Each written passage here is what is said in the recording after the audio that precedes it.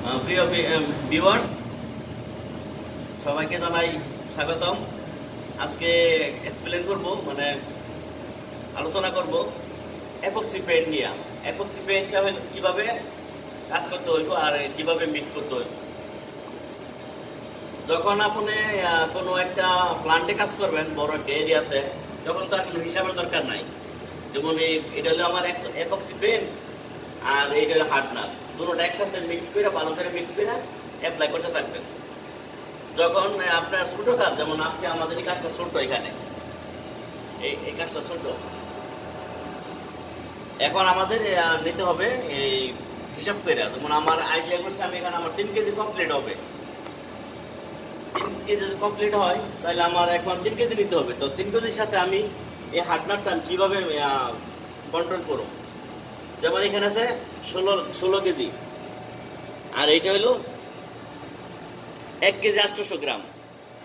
এখন আমি যদি এটার সাথে এটা বাদ দিতে হইব, পার কেজিতে যে কত গ্রাম হইলে এটা মিল মতন হইব, পারফেক্ট হইব কাজটা, তখন আপনি বুঝতে পারবেন। যেমন 16 কেজির সাথে যদি আমি 1 গ্রাম করে দিই, তাহলে আমার দরকার 16 গ্রাম।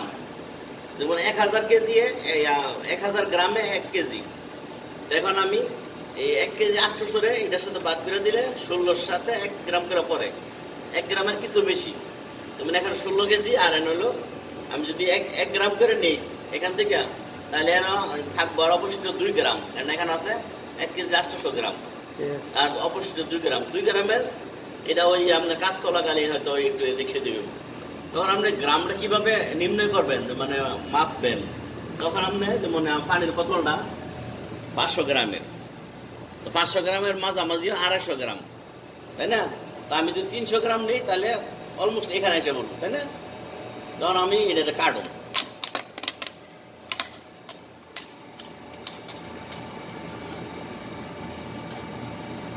আমি একটু বাড়াই কমাই দিই, আরে